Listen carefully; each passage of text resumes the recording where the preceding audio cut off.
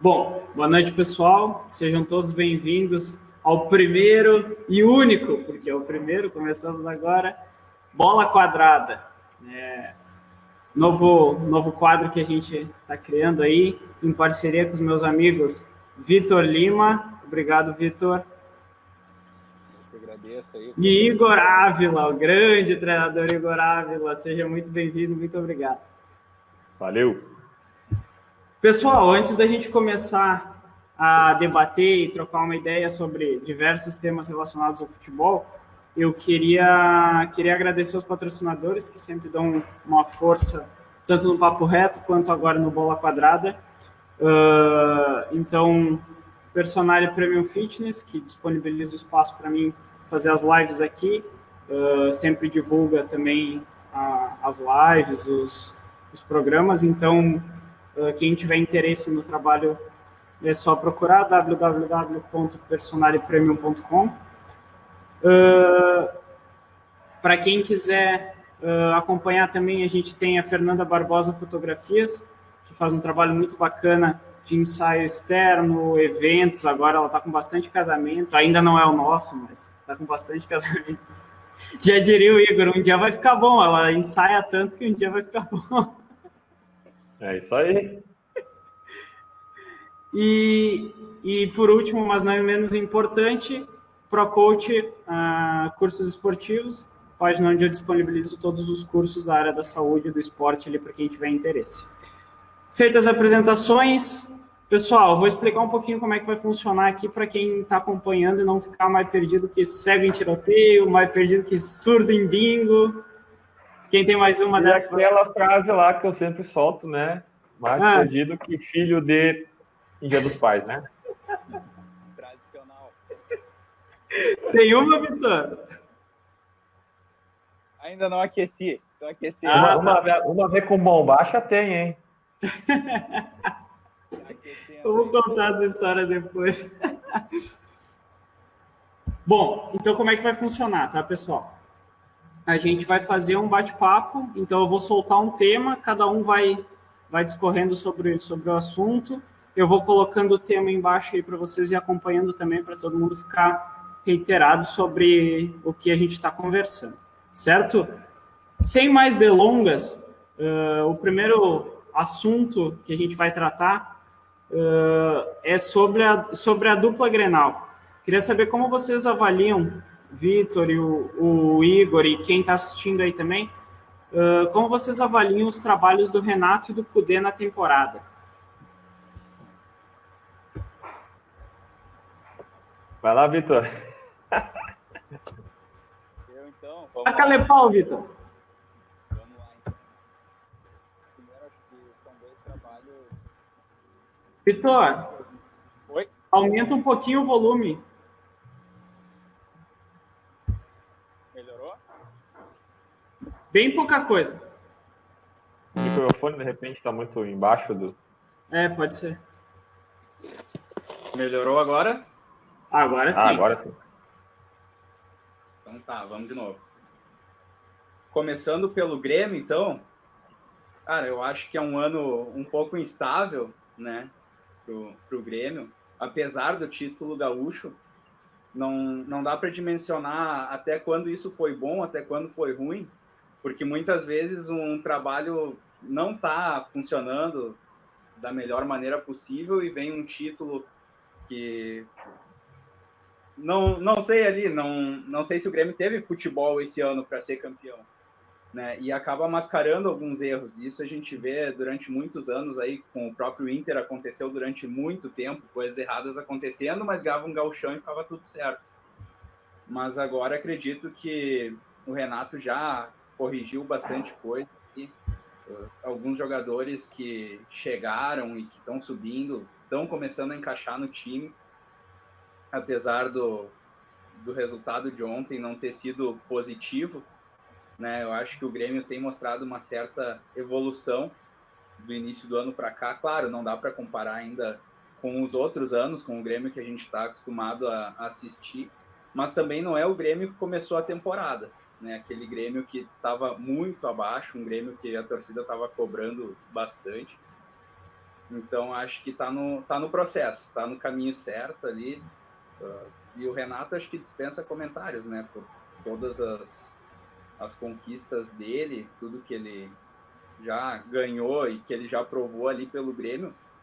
Acredito que tenha tudo para vingar, mais, inclusive, do que o Inter, que apesar de estar fazendo uma boa campanha, não sei se tem qualidade técnica do nível do Grêmio, falando em elenco, para atingir os objetivos maiores. Sobre o Grêmio é isso aí. Passo a bola para o Igor aí. Bem, concordo aí, a última parte aí, Vitor, que o elenco do Grêmio ele é melhor comparado com o elenco do Internacional.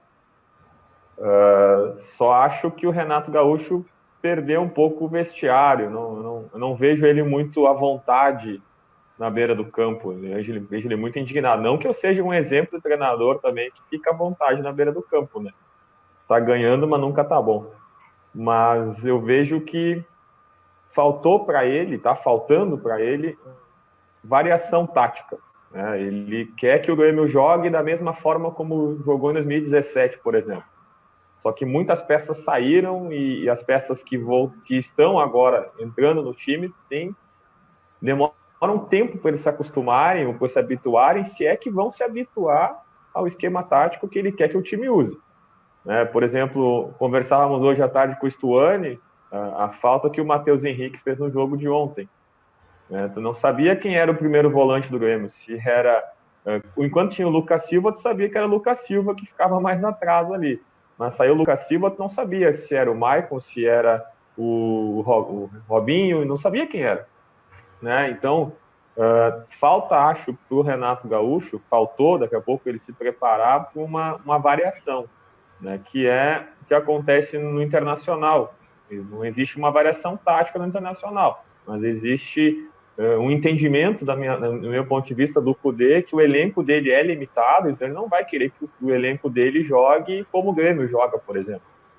Né? Então eu acho que no Grêmio falta o Renato Gaúcho regredir um pouco. Daqui a pouco ele vai ter que fazer 2 linhas de 4, ele vai ter que jogar um pouco mais recuado por um contra-ataque. As jogadas do Grêmio ofensivas pelo PP, que se espera que ele renda igual o Everton, e não vai render igual o Everton.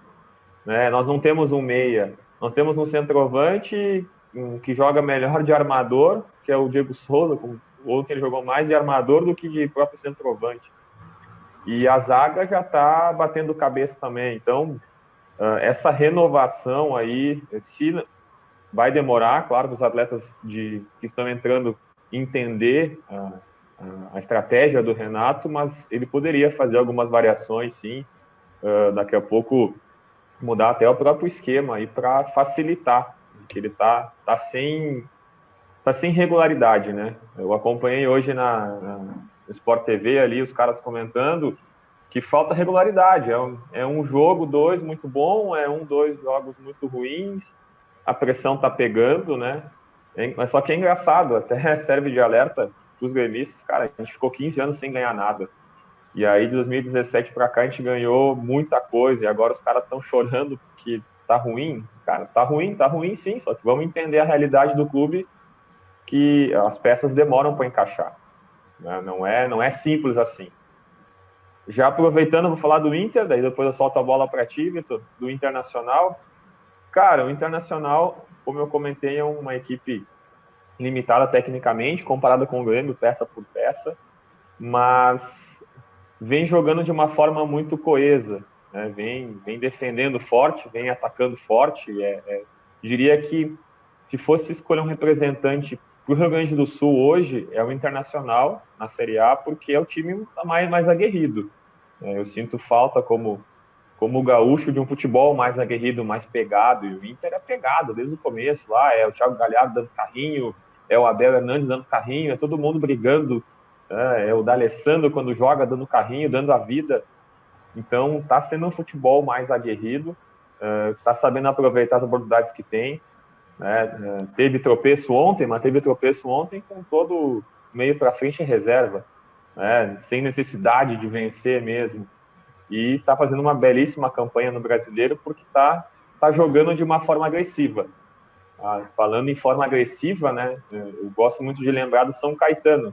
O São Caetano jogava de uma forma muito mais ofensiva, né, mas agredia, fazia 5, 6, tomava 4, 5, e faz falta. Eu sinto falta no futebol brasileiro de uma equipe como o São Caetano jogava, né, de jogar para frente, jogar para vencer, não jogar só para se defender.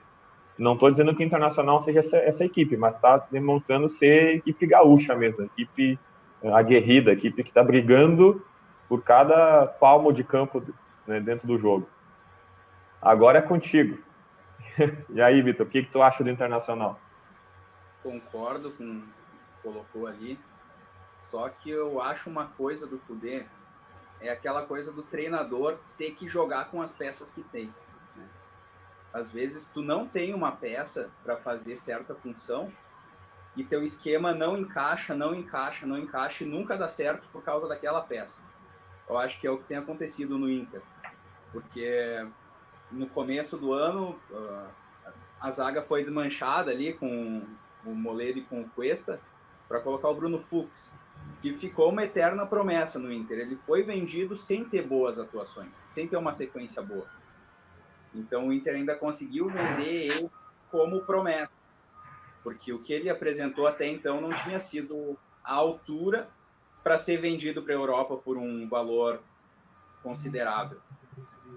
E depois que saiu o Fux também entrou o Zé Gabriel, entrou melhor do que o Fux, mas não encaixou. Aquele meio de campo do Inter até hoje é uma novela com Musto e Lindoso, sendo que o esquema do Inter, normalmente, sempre o jogo vai ter mais posse de bola do Inter. Dificilmente o outro time tem mais posse de bola. Só que os passes do Inter são todos horizontais. É goleiro pro zagueiro, que volta para outro zagueiro, que volta para o goleiro. Fazer essa troca de passes até abrir o espaço, totalmente certo. O que está faltando? É ter aquela peça no meio de campo ali que saiba girar, receber a bola de costas e conseguir fazer o giro para o time sair de trás. Eu acho que é isso que tem faltado no Inter, que no Grêmio, quem consegue fazer isso muito bem, uma vez era o Maicon, né, o próprio Arthur, hoje é o Matheus Henrique, e o Inter não tem essa peça. Acho que o único cara que consegue segurar a bola e girar ainda é o D'Alessandro. Só que hoje já não tem mais as condições físicas para estar atuando em todos os jogos, né? Mas acho que o grande defeito do Inter esse ano, até então, é esse. Porque tu se defende, rouba a bola, conseguiu roubar a bola, e agora? O que vai fazer? Aí é sempre a mesma troca de passes. Aí daqui a pouco vai depender de uma ligação direta para o Thiago Galhardo, que está numa fase iluminada, mas a gente nunca sabe até quando, né? E muitas vezes o Kudê está sendo salvo justamente pela fase iluminada do Thiago Galhardo, né? Então, daqui a pouco tem aquela questão da torcida também. Se tivesse torcida no estádio, de repente já não estaria certas peças no grupo. Agora, claro, volta o Rodrigo Dourado, com certeza, final do ano o Inter vai ter que ir para o mercado, porque o grupo é limitado, mas com o que tem no elenco, acredito que dá para brigar por algumas coisas ainda, não no nível de título de Libertadores, acho bem complicado, mas dá para brigar em, de repente, uma Copa do Brasil, alguma coisa assim, com esse elenco que o Inter tem. Eu vejo só ali, pegando já pelo do Inter, depois eu termino ali no Renato. Eu vejo o Kudê com um time organizado, então a gente vê uma organização, né? Tu vê um esquema de jogo, uma variação que é feita em todos os jogos, menos no Grenal. E aí o que acontece? O Inter faz partidas muito boas, tabela, infiltração, às vezes. Claro que a gente sabe que tem toda essa questão de uma certa limitação, de depender de Marcos Guilherme, que na minha opinião ele é mais corredor do que propriamente um cara que vai driblar, que vai achar um passe, uma assistência, um gol, enfim.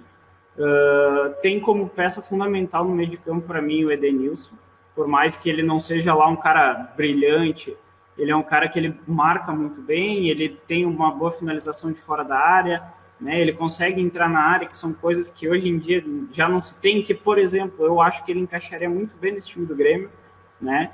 Porque justamente ele faz essa questão, ele não é tão habilidoso, mas ele tem pulmão, ele tem intensidade durante o jogo. Eu acho que isso falta um pouquinho, às vezes, no Grêmio, até fazendo o Grêmio um pouco lento, assim, sabe? Ontem eu senti bastante isso. Lucas Silva, o Maicon e o Robinho ali, um time lento, onde tinha uma ótima qualidade de passe, mas demorava para sair, e aí talvez o Matheus Henrique, por mais que não esteja jogando tão bem, fizesse essa função. Eu concordo com a questão que o Vitor comentou das peças ali. Eu acho que não tinha um motivo claro para trocar o Moledo e botar o Zé Gabriel, o Bruno Fux. Então eu vou por aí. Eu acho que o time do Inter é limitado, né? Mas o elenco entende isso, e aí entra muito na questão do Igor, que ele comentou, de brigar, de lutar, de guerrear, né? Que é uma coisa que por muitos anos o Grêmio fez muito, porque sabia que não tinha um time tão técnico, teve que ser na garra, mas e já vendo pela questão do Renato, ali, o trabalho do Renato, eu sempre fui um defensor, né? Eu nunca vi um motivo, porque eu sempre via nele até certo ponto, uma arrogância para defender o seu grupo, né, na mídia, mas se via que ele buscava soluções. E de um tempo para cá, principalmente nessa temporada, eu vejo que vem faltando essas soluções, né? Então, a partir do momento que tu começa a ter problemas, né, tu vê o time do Grêmio hoje, ele é um time extremamente previsível, né, porque a gente sabe que a bola vai rodar no volante, vai cair no PP, ele vai espetar, talvez passe o lateral, se for o Cortez, ferrou, porque ele vai errar o cruzamento, é impressionante. E se for pelo outro lado, a gente tem uma boa jogada com os dois laterais direitos, né? E o Alisson que vem fazendo boas atuações. Mas é muito pouco, né? É muito pouco pro Grêmio.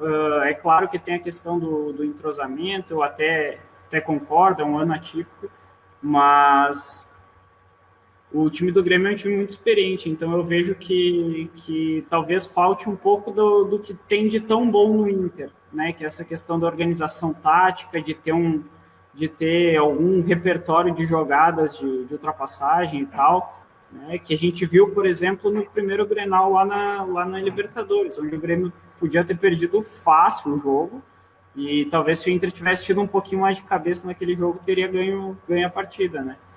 Então, acho que por esses dois lados.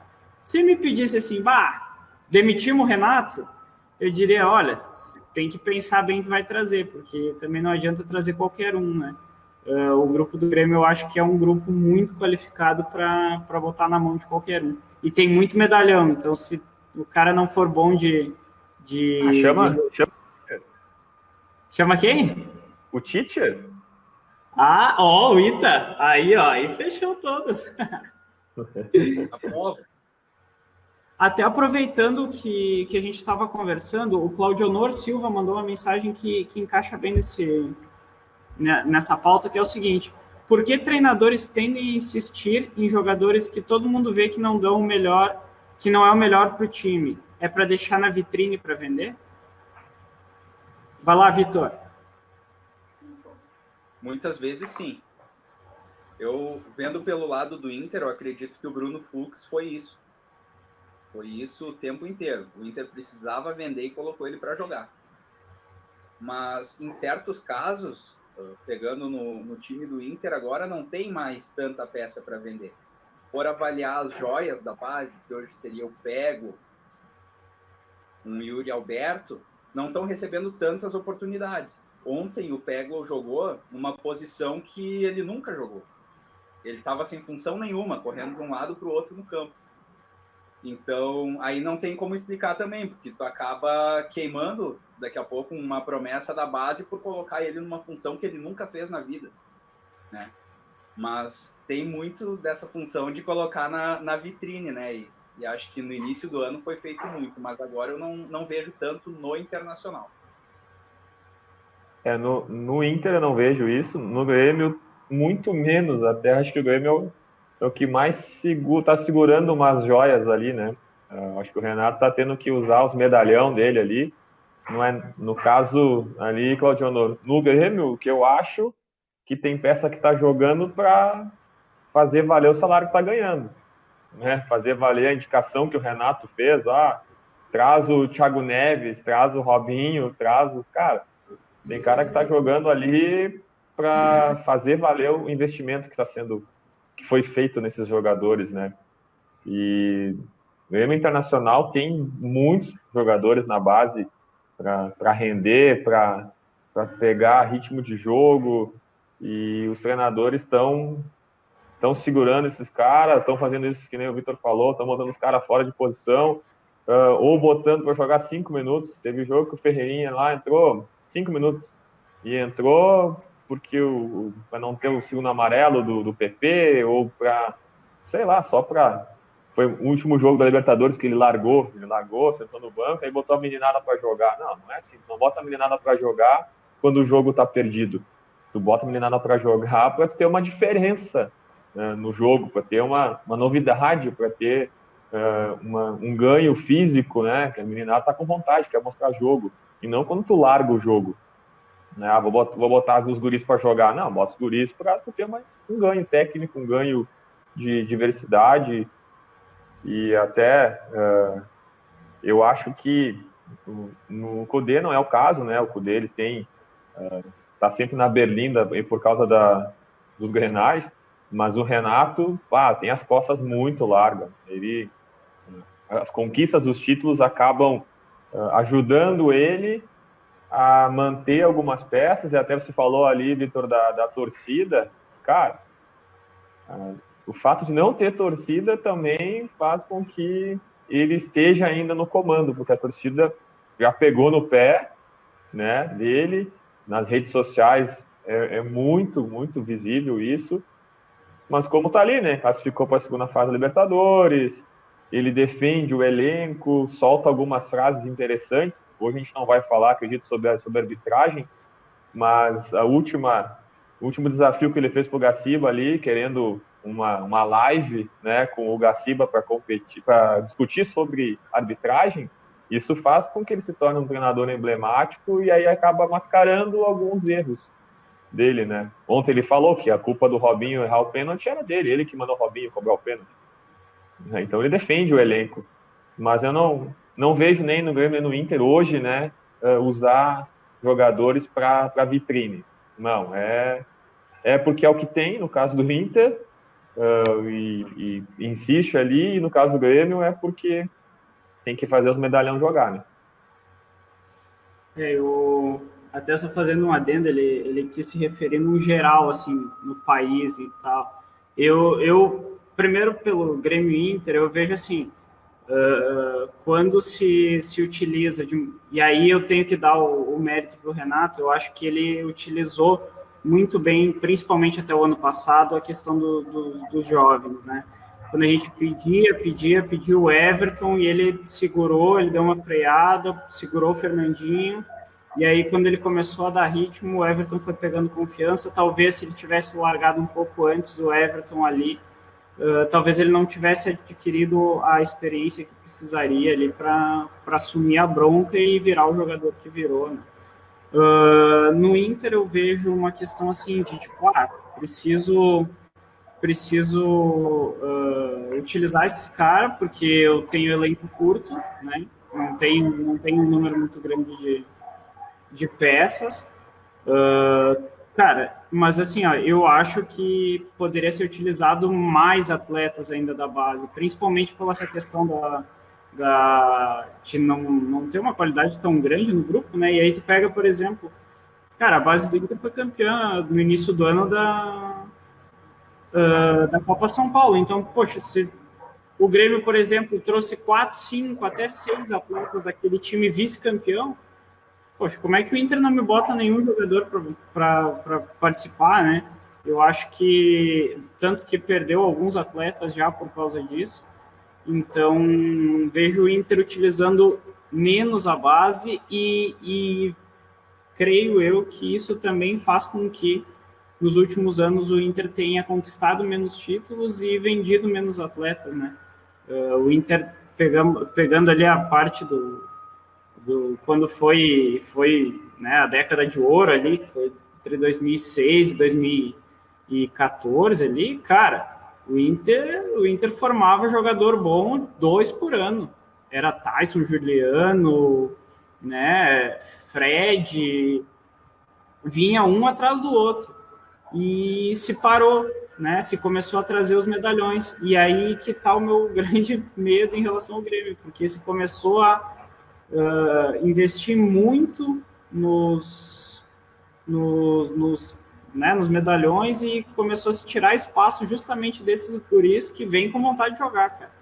Porque aí tu pega o medalhão, o cara vem para se aposentar, daí é complicado, né? Tu pagar 400, 500, 600 mil para um cara desses, é melhor tu dar 100 mil pro Ferreirinha, que o cara quer mostrar o futebol, porque ele quer ser vendido por 2, 3 milhões de euros. Falando em salário, né, Stone, tem outra questão também, os bastidores, né? A gente não sabe quanto esses caras que controlam a vida do jogador, né, estão cobrando para fazer esse guri jogar no profissional, né? Por exemplo, a novela Ferreirinha. A novela Ferreirinha, a gente não sabe exatamente valores, mas daqui a pouco até a própria direção chega no treinador, eu sei que tu quer subir o atleta A, B e C, mas os seus respectivos responsáveis, eles não estão querendo cobrar menos do que 200 mil, 300 mil. Se tu tirar ele da transição e botar no profissional, eu vou ter que assinar um contrato de 10 anos com esse moleque, né, com multa rescisória lá em cima. Né? Então tem muito isso, a gente não sabe nos bastidores o que chega no ouvido do treinador, né, de dizendo, por exemplo, daqui a pouco o Renato tá louco para botar o Ferreirinha jogar, daqui a pouco o Codê tá louco para colocar o Peglo jogar, na direção de, não, segura, senão nós vamos ter que pagar muito com essa gurizada. Isso a gente só vai saber se estiver lá dentro, quando estiver lá dentro a gente não vai poder falar também. Pior que é verdade. Vamos para o próximo assunto, então. Pessoal, vai mandando mensagem aí, vai participando, né? Sempre que tiver uma dúvida. Continuando na questão da dupla Grenal, agora a gente vai entrar um pouquinho num assunto mais específico, que é a questão na opinião de vocês, qual time vocês acham que tem mais chance de chegar mais longe na Libertadores e se algum dos dois tem chance de ser campeão? Olha, eu tô olhando a tabela aqui, só para não mentir, né? Cara, o Grêmio até teria a chance, se não corresse o risco de pegar o Flamengo na semi. Né? Eu acho que pro Inter é a mesma coisa. A gente caiu ali no mesmo lado, né? E ambos os times têm chance, sim, de vencer seus duelos agora das oitavas, mas depois a coisa complica. Então eu acho que a gente vai nadar e vai morrer abraçado. E nas quartas de final eu acho que a gente dança ali. O Inter talvez seja o mais complicado, né? O confronto agora, que é contra o Boca Juniors. Ainda bem que a Bombonera vai estar sem torcida, né? Porque a Bombonera treme, faz o cara tremer mesmo. Então, tem também pro Internacional o outro lado. Daqui a pouco o Inter faz o crime nos caras lá, ganha moral e emplaca. Mas daí depois vai pegar um Grenalzinho, se o Grêmio passar pelo Flamengo. Então, acho que a gente vai morrer abraçado. Hein? Eu não vejo nenhum dos dois candidato a finalista da Libertadores esse ano. né? Claro que tem um mês aí, dia 24, eu acho que começa, né? Tem um mês aí para, a gente brincou hoje até, para demitir treinador, contratar treinador, né? Então, mas não vejo. Esse ano, eu acho que os dois brigam aí, de repente, uma Copa do Brasil, mas Libertadores eu acho que já era para os dois. Sigo na linha de raciocínio. Acho que o sorteio nas oitavas, o Grêmio ainda pegou o Guarani, então é um time inferior tecnicamente, né? Um time que não apresentou muita coisa na Libertadores. Eu assisti alguns jogos e não realmente passou porque não tinha outro time para passar, eu acho, né? E o Inter passou com a terceira pior campanha. É muito pouco. Então eu não posso nem me iludir com uma coisa de título, porque o Inter pega o Boca Juniors, né, decidindo fora, e se passa, pega o Flamengo. Então ali o sorteio já botou o Inter assim num patamar onde acho que não tem como alcançar ali o Boca. Talvez até o Inter consiga fazer o crime para cima deles, mas o Flamengo é muito difícil. E na questão do Grêmio, eu acho que o Grêmio tem time para chegar um pouquinho mais longe, mas também, quando chegar ali no Flamengo, acho que não tem como passar. Claro, que nem o Igor falou, né? Daqui a pouco tu ganha um jogo complicado. Libertadores é um campeonato à parte, o mata-mata. Tudo que é feito na fase de grupos, morreu já. Chega na hora do mata-mata. Claro que agora não tem torcida, então o clima se perde um pouco. Mas são dois clubes que sabem jogar Libertadores, né? São campeões, são tradicionais nessa competição e, claro, tem todas as chances de daqui a pouco ganhar moral e chegar em outras condições contra os adversários, mesmo eles sendo superiores tecnicamente. Mas o que é pouco provável, comparando com o futebol que as equipes estão apresentando, né? Por pegar o Flamengo, mesmo com oscilação ali depois da saída do Jorge Jesus, agora começou a engrenar.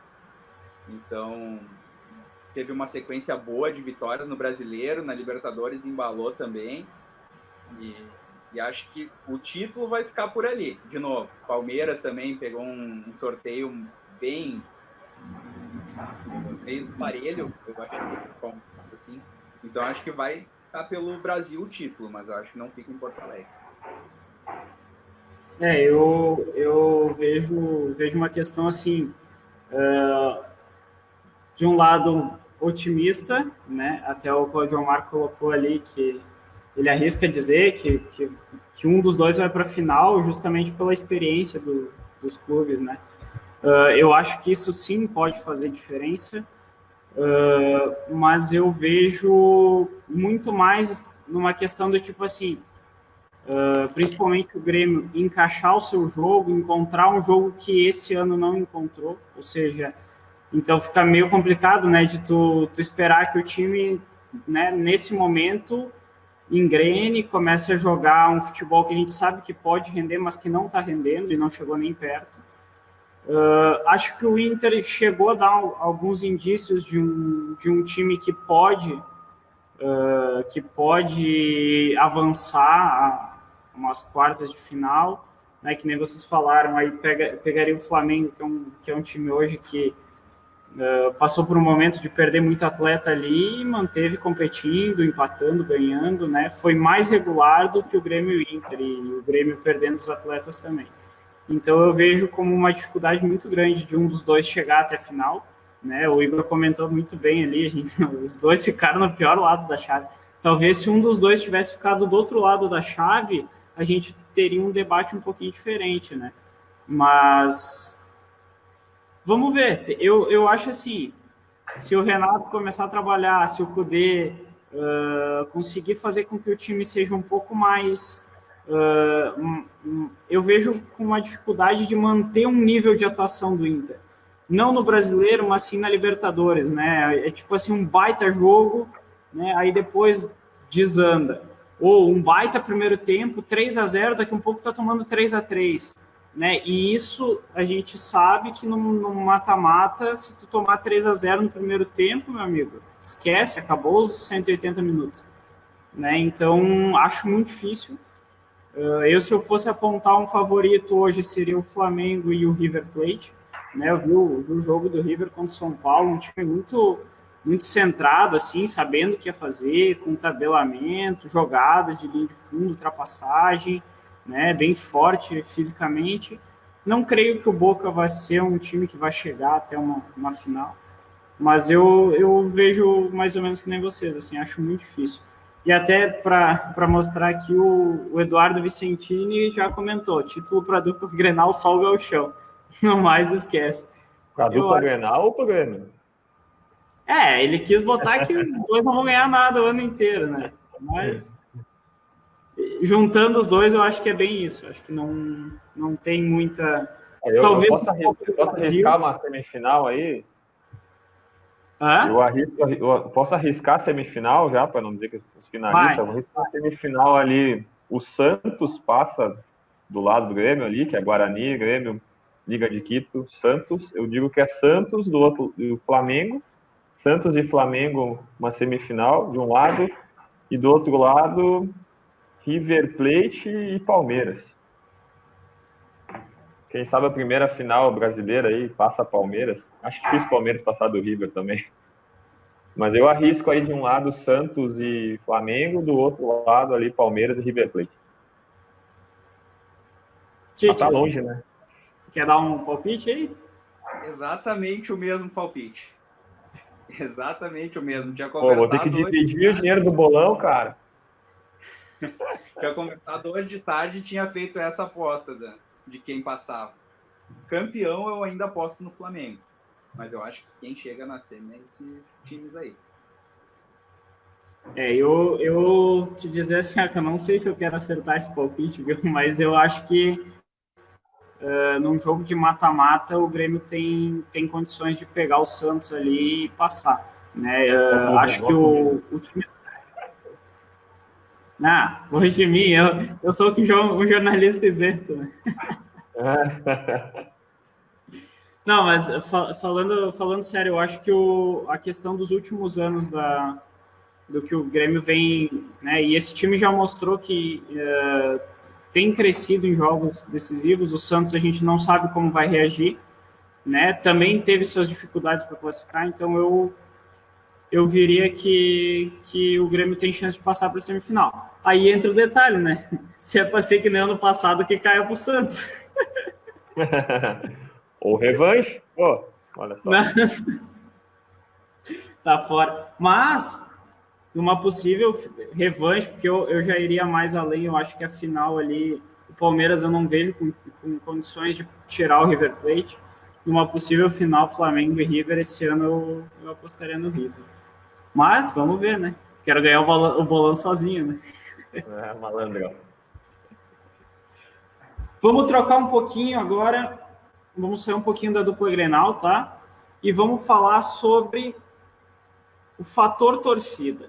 Tá? A gente sempre teve essa questão de como é que os caras vão jogar fora de casa e parece que desaprenderam a jogar. Mas aí aconteceu uma coisa muito engraçada, né? Porque agora não tem mais torcida e parece que os times que vão jogar fora começaram a jogar melhor do que quem está jogando dentro de casa. O que vocês têm a me comentar sobre esse tema?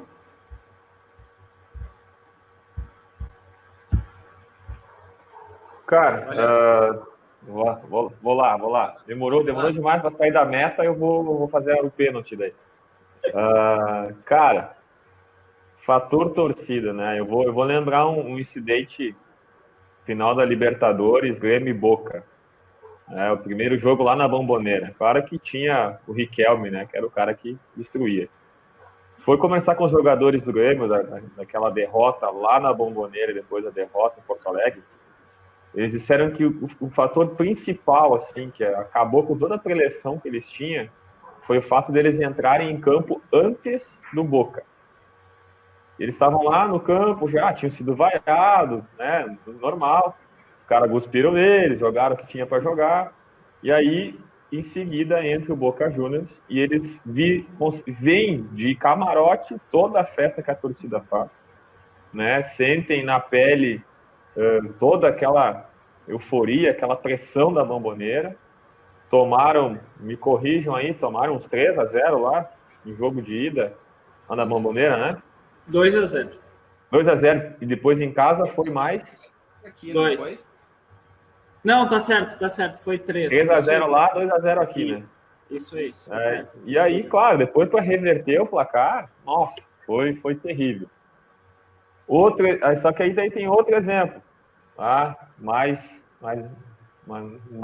enfático ainda. Maracanã, Brasil e Alemanha, lotado, Copa do Mundo no Brasil, os caras chorando no hino, jogando em casa, né? Literalmente em casa, e os caras me tomam 7-1. Então, eu acho que o fator torcida, né?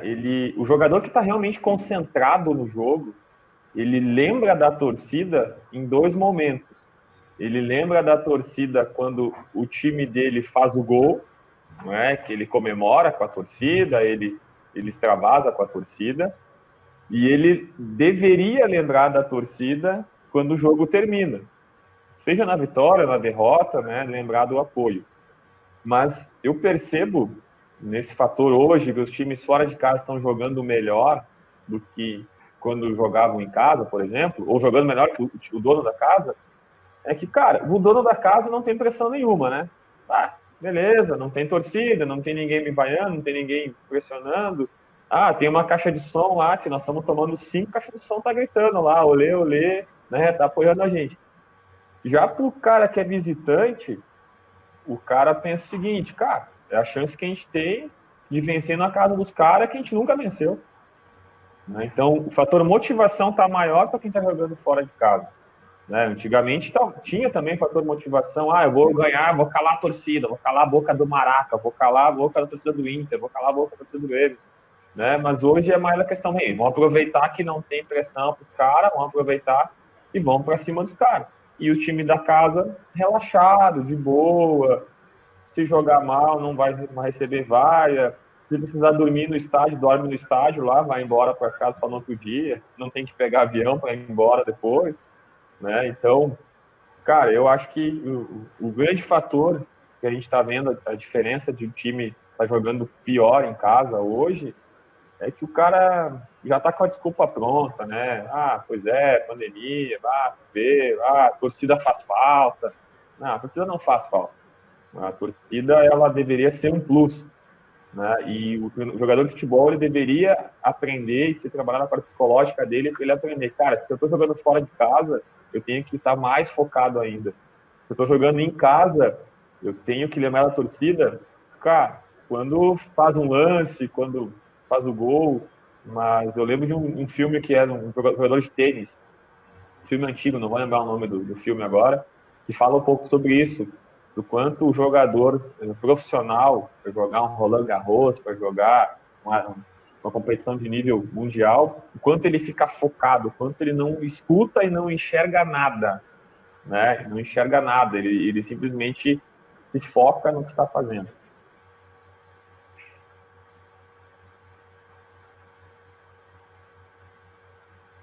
Eu acho que é por aí também.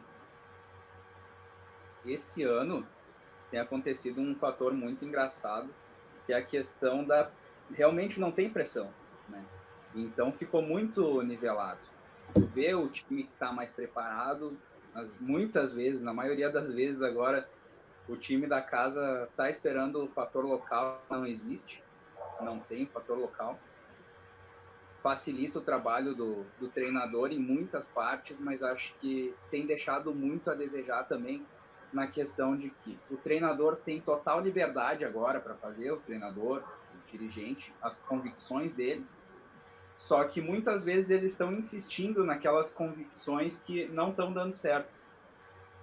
Então, daqui a pouco, tu usa um discurso por muito tempo, vamos pegar o exemplo aqui da cidade, do Lacerda, que fez um grande trabalho no Gauchão, mas que algumas peças se mostraram insuficientes, e a torcida não estava ali para cobrar e essas peças continuaram.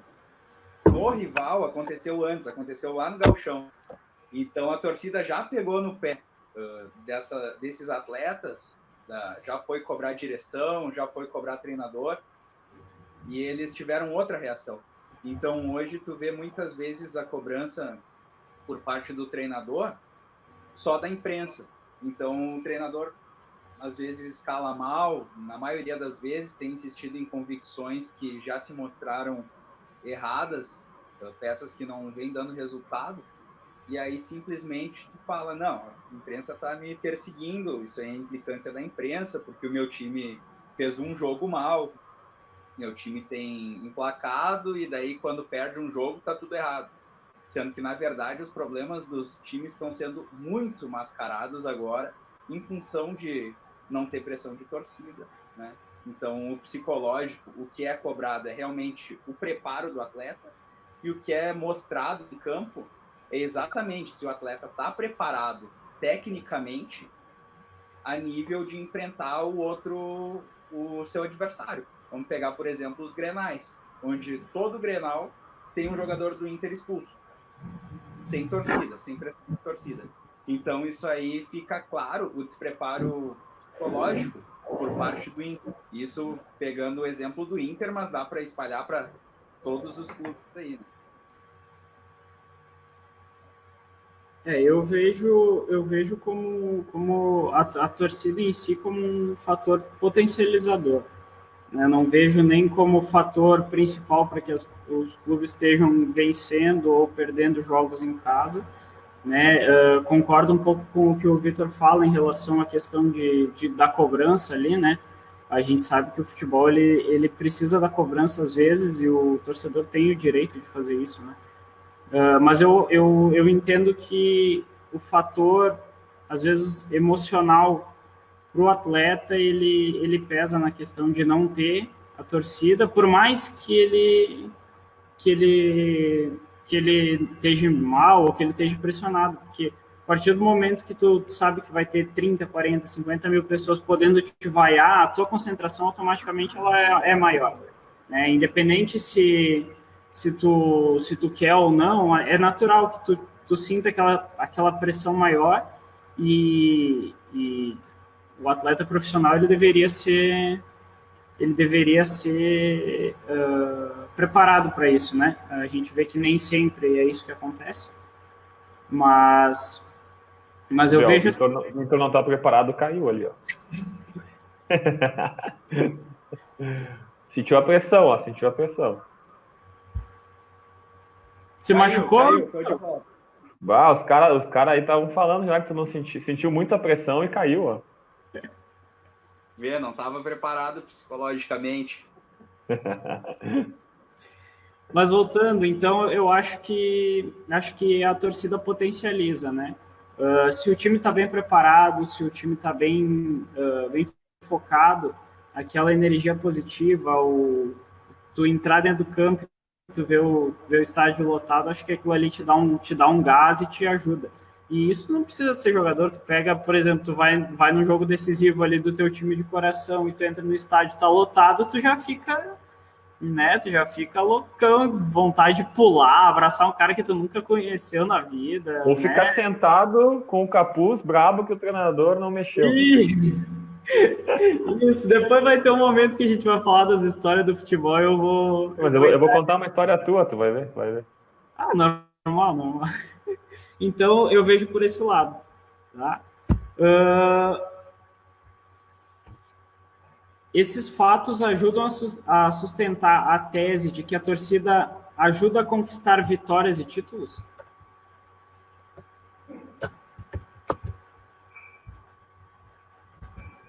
Meu pai sempre disse que estádio não ganha jogo, né?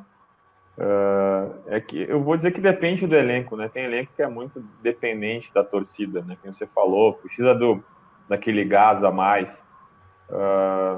Então, eu fico meio indeciso em bater o martelo e dizer que a torcida ela interfere. Tá? Eu acho que se o time não é muito bom psicologicamente, ela interfere para tu ganhar ou perder um jogo. Agora, se o time é focado e determinado, é um plus só, né? É um plus, é de saber que tu pode comemorar com a torcida, é saber que tu pode estar desejando o gol para a torcida, enfim. Então, eu acho que o time bem preparado psicologicamente, a torcida é só um plus. O mal preparado psicologicamente, a torcida vai ajudar ou vai atrapalhar. E a gente pega muitos exemplos locais aqui de times que estavam bem, pegando Caxias ou Juventude, com estádio vazio, né? Aumenta um pouquinho o volume, Vitor, só. Se tu conseguir. Aí, melhorou? Melhorou. Ele quer te derrubar, hein? Tô vendo, hein? A gente pega muitos exemplos locais aqui, né? De Caxias, Juventude, que fizeram campanhas excelentes e chegou na hora do mata-mata, o estádio lotou, né? E tu via no aquecimento dos atletas, eles olhando para a torcida, apavorados que o estádio estava com 20, 30 mil pessoas, porque nunca tinha presenciado isso antes, né? Então, isso depende muito também do clube. Daqui a pouco, um atleta que, pegando o Hugo, por exemplo, do Flamengo, o goleiro do Flamengo, surgiu agora, ele, acostumado, desde categoria de base, sabe o que vai enfrentar, o que é a torcida do Flamengo, entrou e não sentiu o peso de vestir a camisa do clube, né? Independente de ter torcida ou não.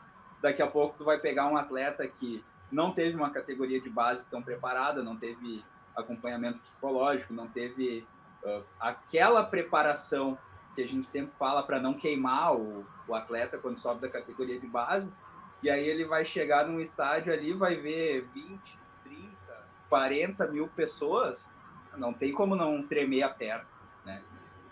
Aí acho Até que por falar em...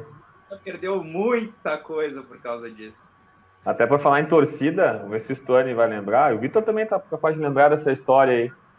De um time do interior aí, de um jogo decisivo da terceirona, segundona gaúcha aí, precisava dar uma motivada nos atletas, lotou o estádio. Os caras saíram do vestiário, gritaria, olê, olê, olê, vamos lá, vamos vencer.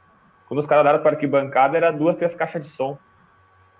Aí você vai, né? Aí você vai, o atleta. Essa é coisa que acontece no charmoso gauchão.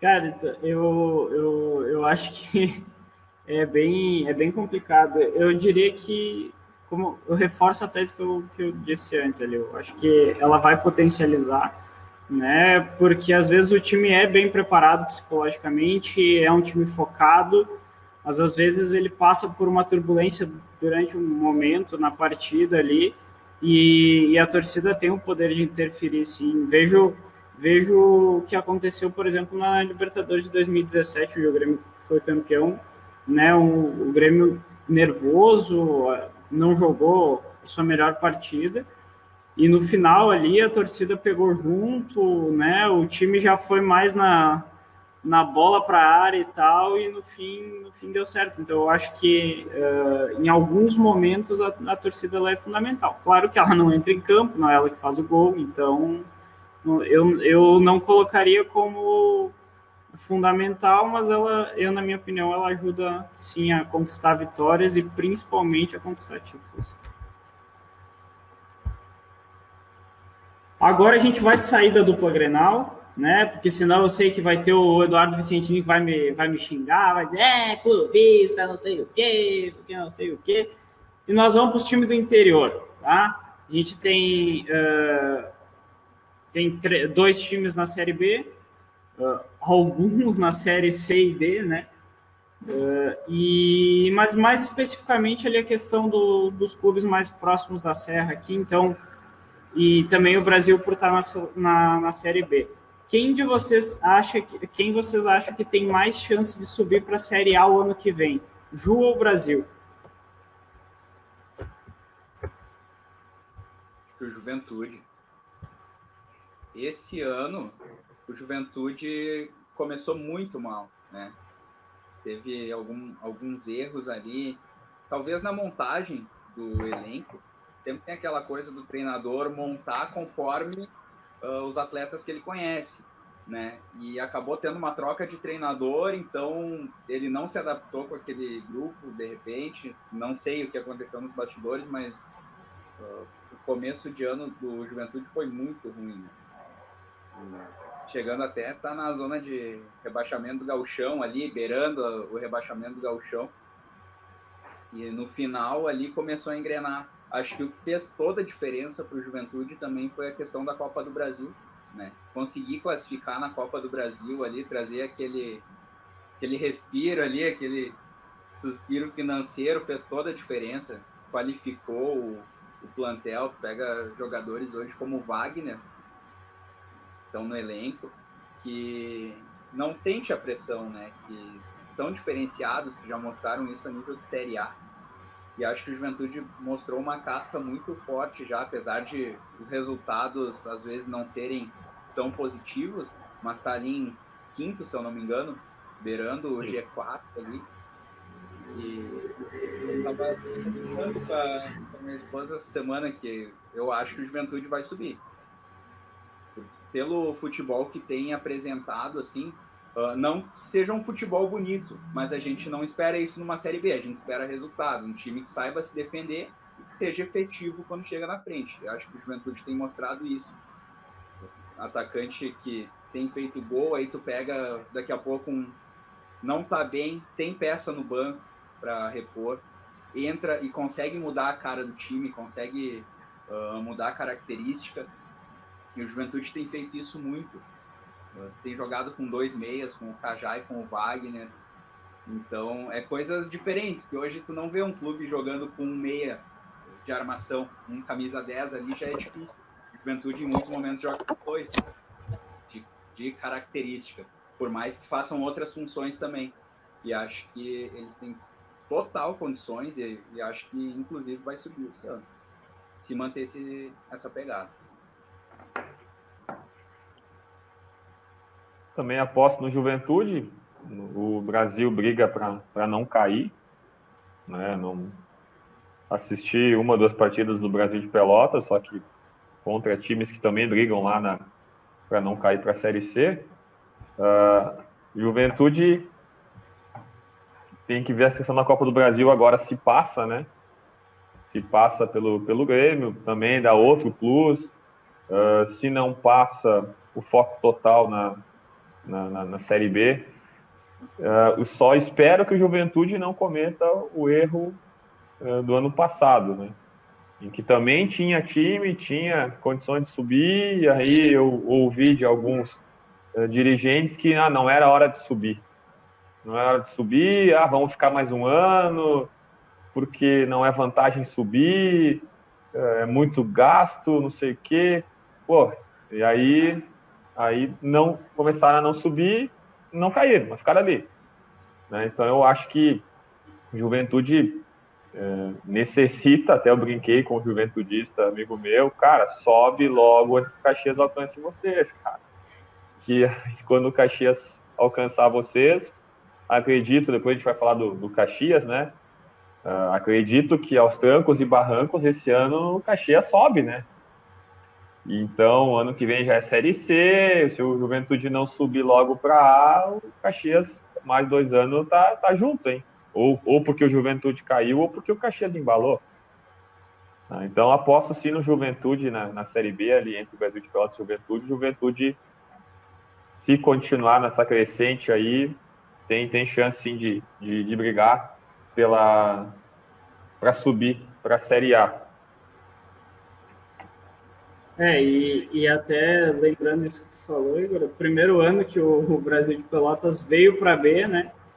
Lá começou com uma baita campanha e vice-líder, 3º lugar lá, e aí começou, não, acho melhor não subir e tal, e hoje todo ano faz aquele campeonato morto ali, que fica entre 10º e 12º, e alcançou a pontuação para não cair, estagnou, então aí já não consegue mais nem bater de frente no Gauchão, porque de 2017 para cá, onde foi finalista, não teve mais boas participações, né?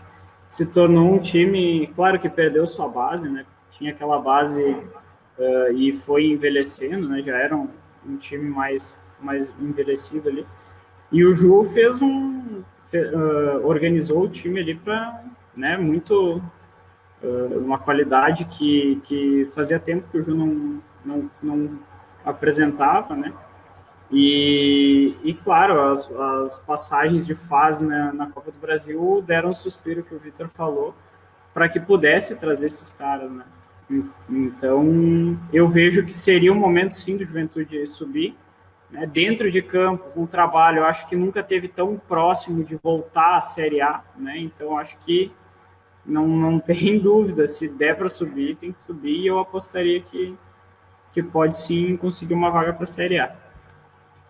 Agora, falando do Caxias, vocês acham que o Caxias tem chances de conseguir o tão sonhado acesso, que vem sendo um calvário já, porque não tá fácil?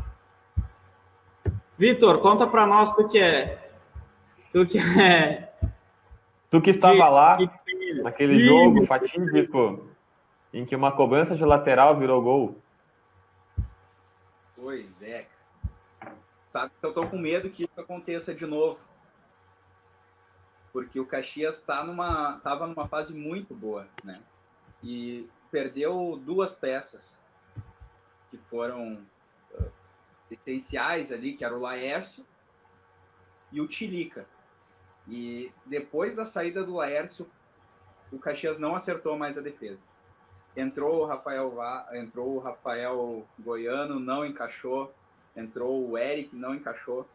Então, o Caxias ainda está nesse dilema da defesa que não encaixa. O Maílson fez algumas partidas muito instáveis também, não conseguiu, fez um pênalti juvenil, totalmente juvenil, nos últimos jogos aí, que acabou custando o resultado para o Caxias. E tinha uma gordurinha para queimar ainda, né? Só que agora não tem mais. Faz aí 5 jogos que o Caxias não vence na Série D e ainda se mantém no G4. Então, o que mostra isso? Tem qualidade, porque conseguiu fazer um saldo ali no começo da competição, né? Mas agora tem peças que estão há muito tempo mostrando que são insuficientes desde o gauchão, né? A gente pega um Bruno Ré, que fez uma partida boa no ano contra o Botafogo. A gente pega um Bruninho, que entrou o gauchão inteiro jogando mal, né? E hoje são titulares absolutos, incontestáveis. No último jogo não foram titulares por lesão, né? Os dois. Mas não é aquela insistência besta que a gente fala. Daqui a pouco dá uma chance para um cara que está subindo, né? Ou contrata, vai para o mercado. Acho que o Caxias tem tomado muito prejuízo porque poupar, né? Ano passado, o Caxias foi para Manaus com 18 jogadores. Com 18 jogadores. Um time disputando uma vaga. Para poupar na passagem aérea, cara, leva 20, leva 22, leva quantos precisar. Mas dá a condição do teu grupo conquistar o acesso, né? E acho que a presidência do Caxias esse ano está indo muito bem nessa questão de manter os salários em dia, cumprir com as suas obrigações com os atletas, mas está na hora de investir um pouquinho mais e, se for para se endividar, fazer agora, né? Fazer agora enquanto ainda dá para recuperar e buscar o acesso. Porque se continuar evoluindo, o acesso vai se tornar difícil. Daqui a pouco o Caxias estava em primeiro, agora já está caindo para 4º lugar, vai pegar um mata-mata decidindo fora de casa, né? Claro que com torcida não faz tanta diferença, mas tu tá jogando dentro do teu estádio, ainda mais se falando de Série D, onde a gente pega estádios que não tem condição nenhuma de receber um jogo de futebol, que recebe, muitas vezes tem estádio que recebe futebol de várzea durante a semana e no final de semana recebe o jogo da Série D. Então, é bom o Caxias se fortalecer logo, né? Trazer quem tem que trazer, tem que contratar mais um atacante, tem que contratar mais um zagueiro e tem que ir buscar, não digo que tem que gastar tanto dinheiro, mas tem que ter criatividade, porque no pior ano ali de Caxias, que foi 2015, quando Caxias foi rebaixado do Gauchão, foi montado um grupo onde pegava Gian, onde pegava Marlon, que hoje joga a Série A no Fortaleza, é titular do Fortaleza, pegava Nicolas, que hoje é titular do Paysandu, que joga a Série B. Então, tem jogadores de qualidade sem tu gastar muito, só que aí tu tem que ser criativo, tu tem que conhecer o mercado. Né? E acho que tá faltando um pouquinho do Caxias nisso aí, na questão de reforçar o seu grupo sendo criativo e gastando pouco. Daqui a pouco tu traz um cara mais caro, que é um Diogo Oliveira, um Marcelo Futol, que são de qualidade, que vão dar sustentação, experiência para o grupo, mas tu traz mais peças que vão agregar ao grupo. E não trabalhar com um grupo reduzido e que falte tecnicamente. Eu acho que se o Caxias conseguir remendar esses erros aí e repor essas saídas que teve do Gauchão até aqui, tem total condição de subir. Acho que não é o lugar do Caxias, está na Série D. E se remendar esses errinhos agora, enquanto tem tempo, tem total condição de conseguir o acesso. Eu concordo que o Caxias deva subir, né? Não é o lugar do Caxias, mas eu me preocupo com o Caxias desde a base, né? A base que não é base. E quando tu tem um clube que não tem uma base forte, tu também não tem nem moeda de troca. Tu pega o Juventude, por exemplo, uns anos atrás, quantos jogadores, inclusive na seleção brasileira. Né? Então, investiu-se na base, vendeu muito barato para a dupla Grenal, enfim, esses caras já estão jogando na Europa, né? Estão concorrendo na vaga de seleção. E o Caxias, não lembro de ter investido na base, e eu vou bater na tecla, porque daqui a pouco é uma peça, duas, que tu consegue vender, que tu consegue ganhar um dinheiro, tu consegue fazer uma troca, e realmente o Caxias não cometendo esse mesmo erro que cometeu no último ano, né? Essa informação que tu passou aí dos caras aí com 18 atletas só, cara, isso a gente fazia no Santos ali para diminuir custo. Aí se eu for te perguntar, tu vai me responder agora. E a comissão técnica? Ficou alguém na comissão técnica para minimizar custo? Ou a comissão técnica foi inteira? Sabe? Então, cara, fica o preparador físico, fica o massagista, fica o segurança, fica o diretor, né? Mas leva todo o elenco, né? Leva todo o elenco. Mas, enfim, na classificação, no grupo do Caxias, olha, eu não vejo nenhum grupo ali que vá brigar com ele para tirar ali, Marcílio Dias, São Luís, São Caetano. Cara, esse grupo não, time não vão tirar. O que você falou é muito importante, que vão tirar do Caxias os de cima ali, o Joinville, vai tirar o quê? Vai tirar a classificação. E aí vai decidir imagina decidir num campo lá em Camaquã, digamos, né, que fosse o caso. Vocês jogaram num campo lá em Camaquã que tinha mais grama fora do que dentro. Só tinha grama fora. Só tinha grama fora, né? Então, e outra, não tem torcida. Ok, mas a Série D termina esse ano? Né? A Série D não termina esse ano. Ela vai seguir. Quem garante que a torcida não volta? Aí tu pega um jogo fora lá que os caras jogam um foguete para dentro do campo. Claro, eu tô extrapolando aqui, né? Mas realmente precisa brigar para voltar a liderança do grupo ali, para voltar primeiro e segundo lugar, para ter uma tranquilidade para vir decidir num campo bom. E futebol tem, né? Os jogos contra o Grêmio. O Caxias venceu praticamente todos os jogos contra o Grêmio esse ano, né? 13 perdeu um. Perdeu um só. Cara, então, e a qualidade que conseguiu conciliar, né, o estilo de jogo com a forma de pressionar, de ir para cima, cara, fez uma baita campanha, né? Fez uma baita campanha. Eu diria que o Caxias merecia ter ganho o título do Gauchão ali quando venceu o primeiro turno, precisava ter segundo turno, né? Mas resolveram voltar à competição, enfim. E por quê? Porque jogou um bom futebol, né? Tem qualidade. Agora é repor essas peças, mas eu continuo batendo na tecla que cadê a base? Cadê o cara que vai investir na base? Cadê o cara que vai investir na base do clube? Né? Investir no profissional, ok, é bom, traz visibilidade, precisa subir para a Série C. Se nós subir para a Série C, vamos investir na base. Porque eu ouço isso há bastante tempo, que vai ser investido na base e a base continua ali terceirizada. Cara, eu sempre fui um crítico do Caxias em relação a isso, né? E aí talvez agora eu tendo esse espaço para falar, acho que fique melhor. O Caxias ele tem uma visibilidade, um nome e uma história que, primeiro, ela não é condizente com a série que ele se encontra. Porém, principalmente nos anos anteriores, a gente vinha vendo uma gestão onde era condizente sim com a Série D.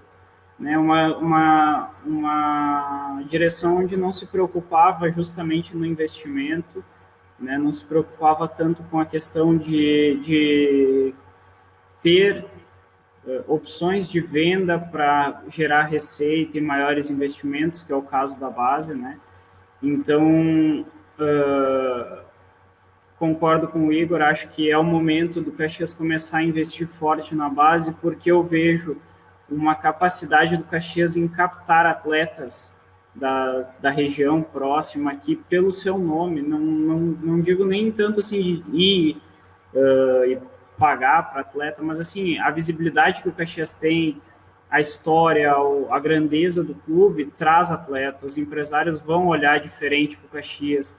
Né? Hoje em dia, se um atleta quer jogar em Caxias do Sul, é Juventude ou tem que jogar numa escolinha. Então, acho que tem espaço para o Caxias desenvolver na cidade. Né? Tem clubes na região, por exemplo, o Esportivo tem base, né? O próprio Novo Hamburgo, São José. Cara, esses times todos têm base, cara. E são, com todo respeito, são times menores, de menos expressão que o Caxias. Porém, eles vêm gerando uma maneira de pensar o seu futebol mais profissional que o Caxias. Então, acho que essa mudança é fundamental para que lá na frente tenha o acesso à série D, o acesso à Série C, desculpa, depois o acesso à série B e depois o acesso à Série A. Então, acho que tem que começar de dentro essa mudança. Claro que pode vir a subir esse ano, e seria muito bom, eu sempre torço para que os clubes da cidade subam, mas eu acho que se não mudar de dentro para fora, não vai rolar, não. E até voltando ao assunto da Série B do Brasil de Pelotas, 2018, quando a gente disputou a Copa Sub-19 pelo Santos, que a gente foi a Pelotas jogar contra o Brasil, cara, uma estrutura invejável que eles têm.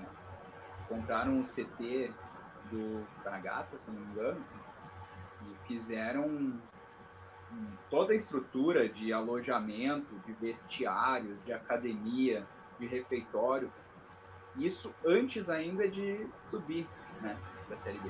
Então, tu vê, lá atrás, o Brasil de Pelotas plantou e começou a colher. Claro, hoje eles não estão vivendo um bom momento dentro de campo, mas daqui a pouco eles têm uma base qualificada, eles têm um jogador ali, um só, diferenciado, que eles vão vender por não sei quantos R$1.000, quantos milhões, e vão salvar o ano ali. Daqui a pouco traz uma peça, consegue se segurar na Série B mais um ano, daqui a pouco vende mais um e consegue um acesso ou brigar na parte de cima da tabela.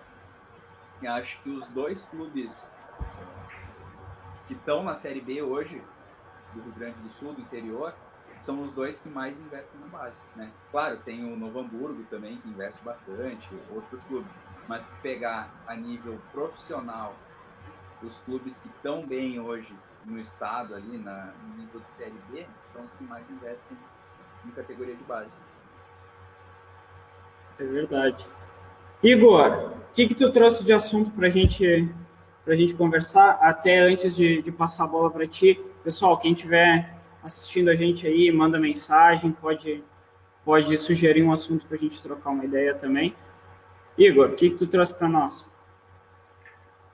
Cara, eu trouxe o assunto do retorno dos jogos da base, aqui da região da Serra, né? O Campeonato Serrano ele foi autorizado a retornar, categoria sub-15, sub-17, e o meu assunto é o seguinte, o quanto vai ser importante para os nossos atletas das categorias de base o retorno, né? Comparando com o profissional, né? O profissional já voltou há mais tempo, claro que o profissional tem todas as medidas protocolares de saúde, os caras são testados, retestados, né? A questão, o dinheiro que é investido é diferente, mas o assunto que eu quero discutir com vocês é qual é a importância de voltar a competir com um atleta da base.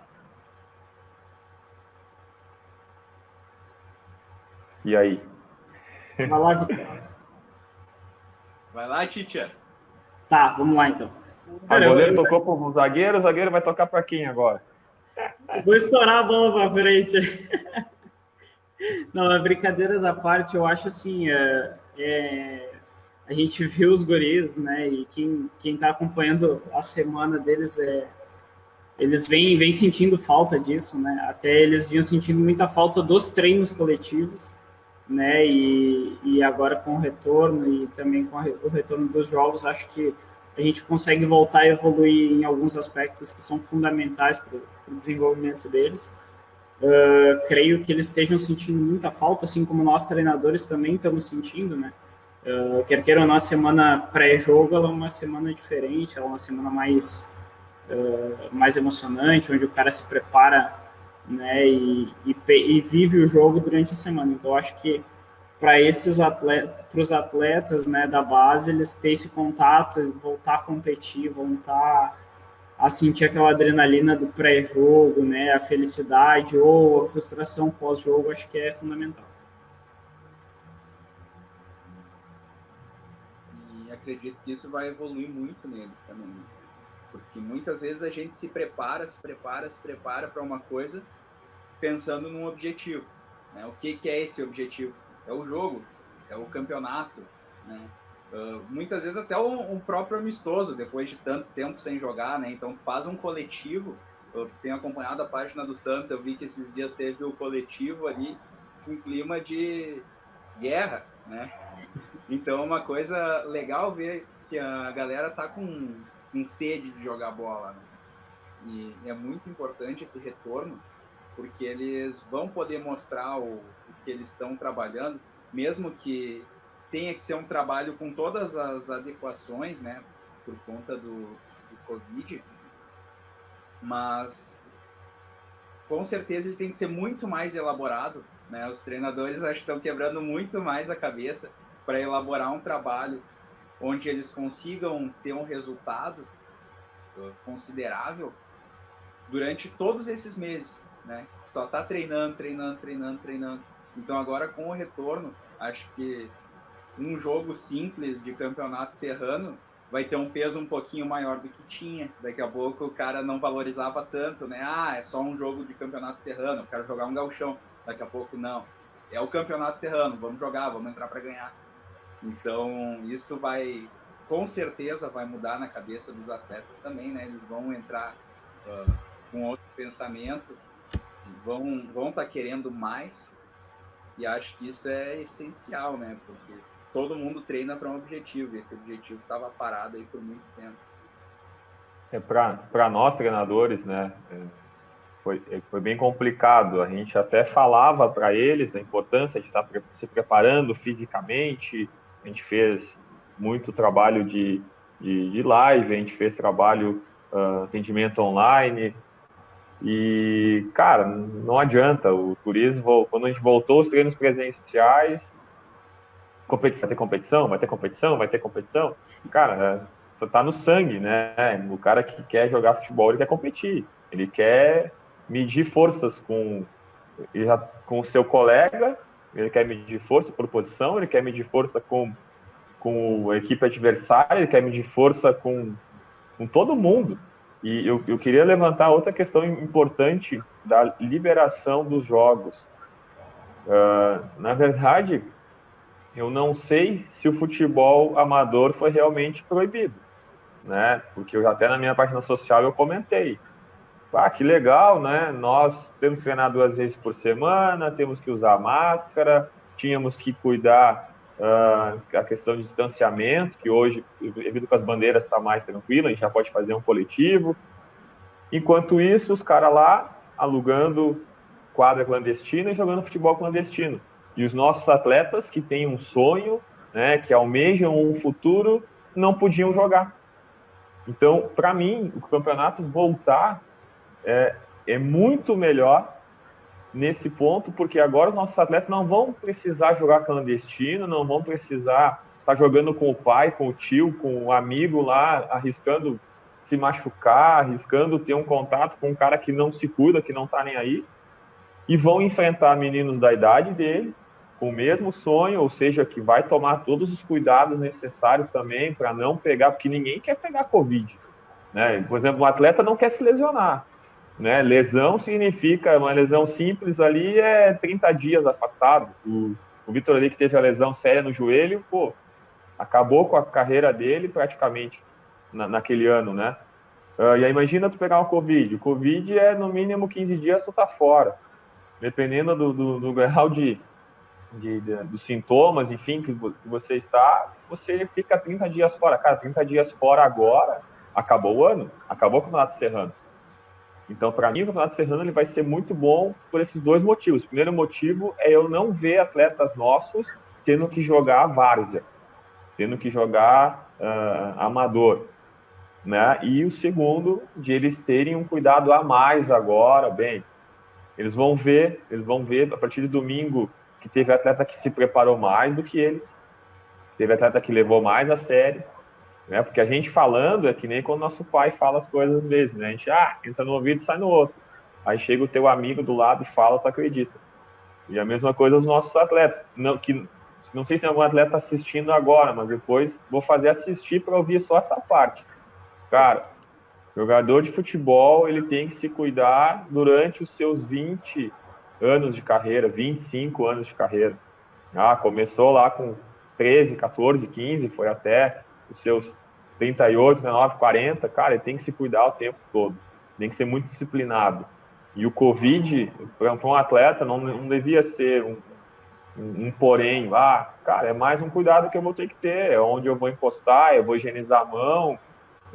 Então, o desabafo que eu faço é que bom que liberaram a competição de base, porque eu não aguentava mais, já não suportei ver na quarentena os caras jogando clandestino e não ia continuar suportando vendo meus atletas tendo que jogar várzea, jogar com campeonato de futebol 7, campeonato de campo contra cara veterano que não tá nem aí para quebrar a perna de um guri, 2 toques. Agora não, agora eles vão jogar um campeonato sério em que vai ter cara vendo eles jogar, né? Vai ter cara de clube aqui da região vendo eles jogar, que pode estar levando eles para o tão almejado sonho que é ir para um clube, né? Então eu estou muito feliz de voltar a ter um norte. Para nós treinadores é muito bom ter esse norte, né? Que é treinar para competir, para enfrentar o adversário A, B ou C, mas eu estou muito mais feliz de não ver eles jogando clandestino ou jogando vários.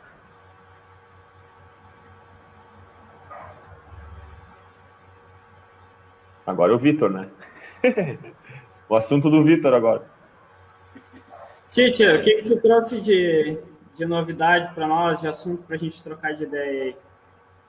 Seguindo mais ou menos nessa linha de pensamento, lá na ABB, onde eu trabalho, a gente não conseguiu retomar ainda, né, os treinos. Por quê? A gente fez as reuniões com os pais, teve a procura de alguns pais e a gente iniciou, logo que foi liberado, o processo de retomada. O que aconteceu? Mais de 80% dos pais disse, não, meu filho não vai. Esse ano meu filho não vai jogar. Então, o que acontece? A gente não teve atleta, teve 2, 3 sub-7, 2, 3 sub-11 e 2, 3 sub-15. Não tem como fazer um trabalho para uma idade tão misturada, assim, né? Sendo tão poucos atletas. Então, a ABB, esse ano, praticamente parou, né? A ABB de Antônio Prado. como tem sido essa questão do trabalho, né, de realizar, de aplicar o trabalho, sabendo que tem todo esse cuidado que a gente tem que ter, e no futebol a gente cobra uma maturação até certo ponto precoce do aluno, né? Porque tu pega hoje um atleta de 17 anos, ele tem que ter cabeça aqui de 25 para poder estar treinando com um profissional, né? Em clubes grandes. E isso se cobra muito nas escolinhas também. A gente exige muito uma maturidade deles, para ter um cuidado, para ter cuidar da carreira, como o Igor estava colocando antes. Como tem sido para os atletas esse cuidado hoje? Para vocês que estão atuantes na questão de treinamento, na questão de montagem de planilha de treinamento, estou sentindo uma falta disso aí que vocês não têm ideia. E como que está sendo esse processo, tendo em vista tudo que tem acontecido? Faz, Tony. É bom que as divididas vai sempre na minha canela, né? Cara, assim, ó, para mim foi difícil a primeira semana, né? No início ali a gente tinha bastante restrições, né? E a gente procurou ali no Santos tomar o máximo de cuidados possíveis. A gente terminava o treino, a gente higienizava todo o material que tinha sido utilizado. Então, exigia um monte, a gente já percebia que, poxa, a gente só tinha 45 minutos de treino, então a gente tinha que adaptar para que a montagem dos exercícios já ficasse mais ou menos de acordo, sem que a gente precisasse perder muito tempo com isso, né? Os treinos, eles eram basicamente, os guris entravam, iam para o exercício, para a atividade, tomavam sua água na sua garrafinha e terminavam o treino e ia embora. Então foi bem diferente, foi até certo ponto desafiador, mas para mim ele foi um processo que me fez eu refletir sobre algumas coisas. Por exemplo, o jogo em si, ele é fundamental no desenvolvimento da criança quando se busca alta performance lá na frente, né? Minha opinião. E aí, quando a gente tem essa questão, e falo isso porque eu não tenho vergonha de assumir que em alguns momentos eu já vi esse lado mais da competição antes da formação, né?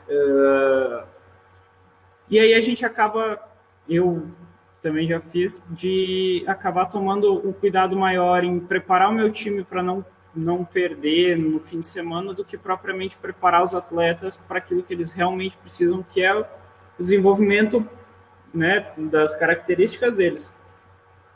E com essa questão de não ter os jogos, eu tomei como partido de trabalhar a questão fundamental deles, né, do que eles precisariam quando voltassem, que era justamente a questão do fundamento, a questão do ajuste corporal, do desenvolvimento cognitivo deles em questão a atividades que eles tivessem que pensar, que tivessem que, mais do que só jogar futebol, eles pudessem pensar futebol, né? Claro que isso para uma categoria sub-13, onde eles já vêm entendendo um pouco mais de funcionalidade das posições e tal.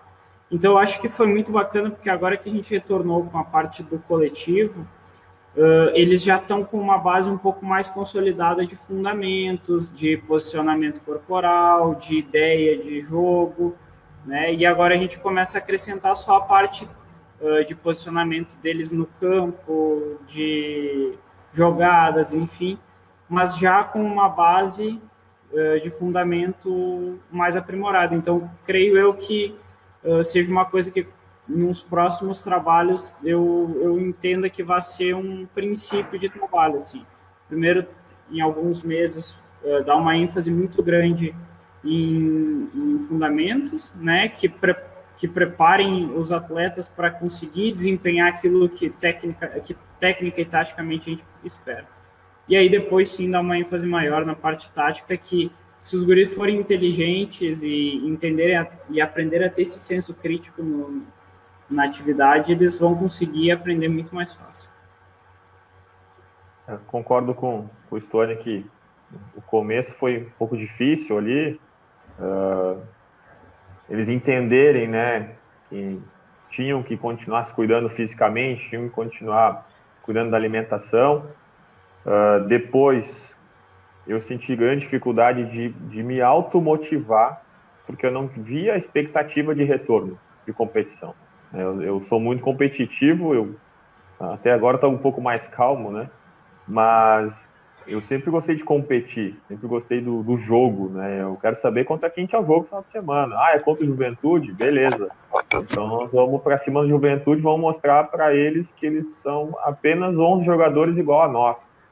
Ah, o jogo é contra o Grêmio? Pá, vamos lá, então vamos jogar para vencer. Então eu sempre me preocupei muito com o jogo, então foi muito difícil para mim continuar motivado e fazer os guris se manter motivados. Com o passar do tempo que as coisas foram voltando ao normal, que a gente foi percebendo que os jogos iam voltar, aí nós estamos enfrentando o segundo problema, né, na Sub-17, que é por mais que nós tenhamos falado para eles que era para se cuidar, que era para continuar se preparando para quando os jogos voltassem, mais de 50% não levou isso ao pé da letra. E eles podem até dizer que se cuidaram, mas a gente sabe que não se cuidaram. Né? A gente sabe que não se cuidaram, porque toda vez que tu vê que um atleta tem que despender uma energia muito grande para fazer um movimento, cara, passou um tempo de jogo, eles já morreram. Né? O nosso campo que a gente manda os jogos é um campo pequeno. Tu tem que gritar com a tua linha defensiva para eles saírem, porque eles estão cansados, ou eles esqueceram de sair, cara, é porque eles não se prepararam, né, como deveriam se preparar. E tivemos 6 meses aí, cara. 6 meses para correr na rua todo dia. Não dá para correr na rua. Os primeiros 3 meses não dá para correr. Cara, corre em casa.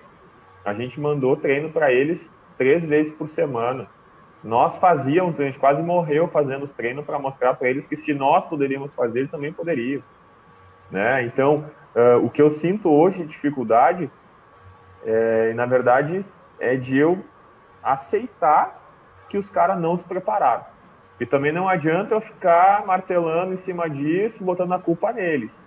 Até eu comentei com o diretor da escola hoje que agora o retorno, embora nós não estejamos na melhor forma física, porque não foi 100% que se preparou fisicamente para isso, o tempo de treino é menor, os dias de treino são menos, por mais que nós não tenhamos as melhores peças, porque algumas peças não voltaram, outras peças estão lesionadas, agora é a hora de nós, treinadores, mostrar o nosso verdadeiro potencial de tirar leite de pedra.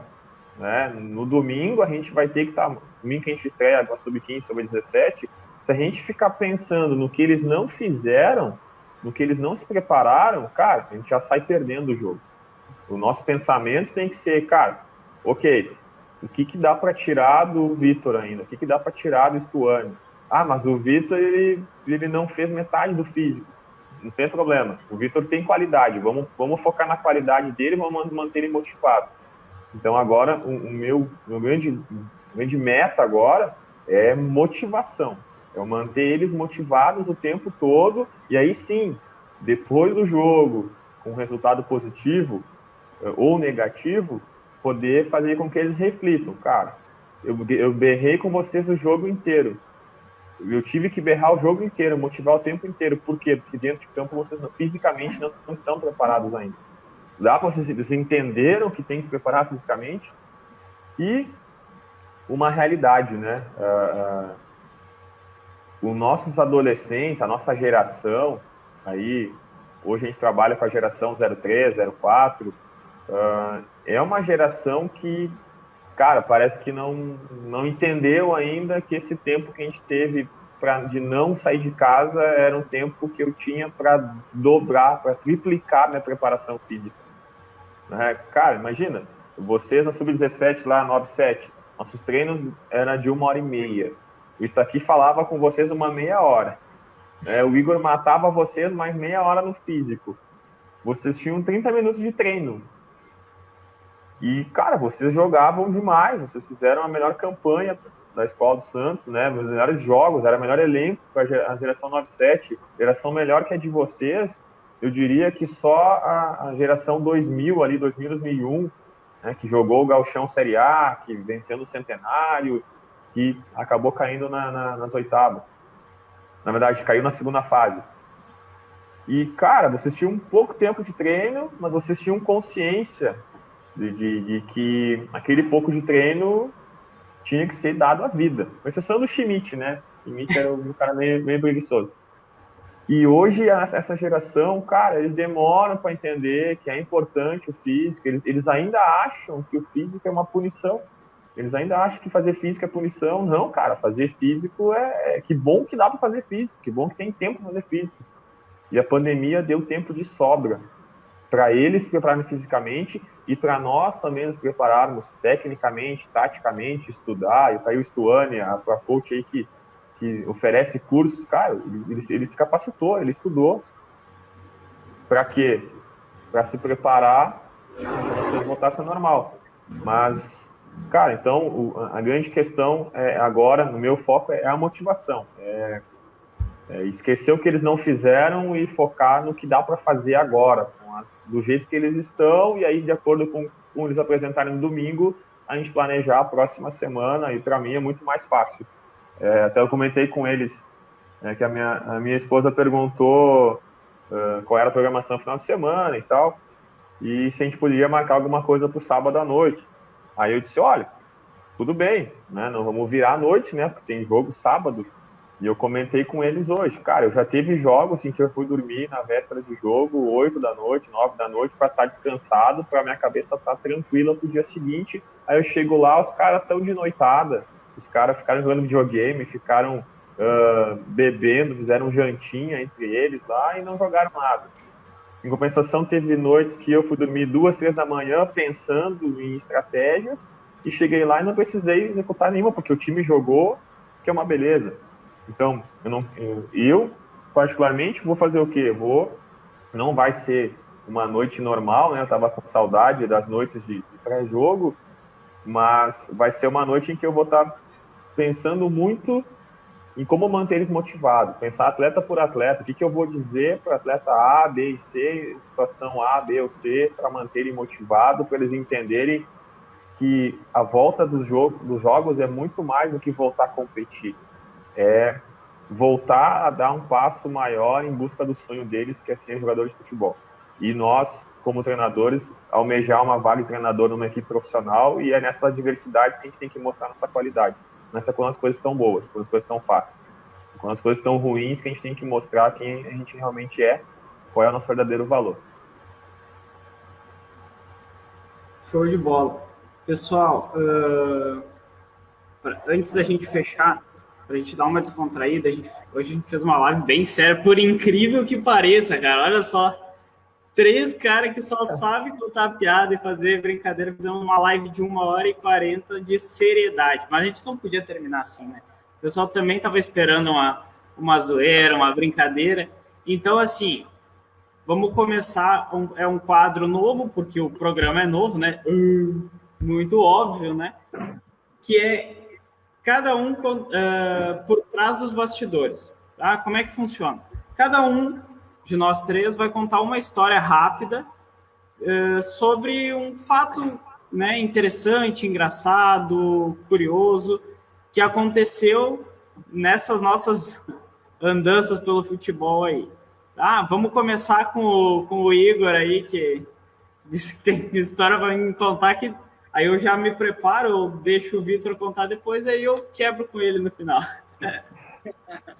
Cara, eu não sei se eu já contei, não lembro se eu contei numa live que eu fiz ali contigo, mas eu não posso deixar de lembrar da nossa partida de futebol que eu tive que apitar o jogo. Para quem não sabe, no período de 2018 ali eu fiquei fora do futebol um tempo, e eu optei por jogar amador, né? Jogar futebol amador para ter um pouco mais de experiência de dentro de campo, ao contrário do Vitor e do Marcos aí, que foram atletas da base. Eu não joguei futebol na base, né? Eu fui atleta de voleibol, eu joguei futsal, e quando eu resolvi jogar futebol, eu já estava velhinho já, né? Já tinha meus 25 anos aí.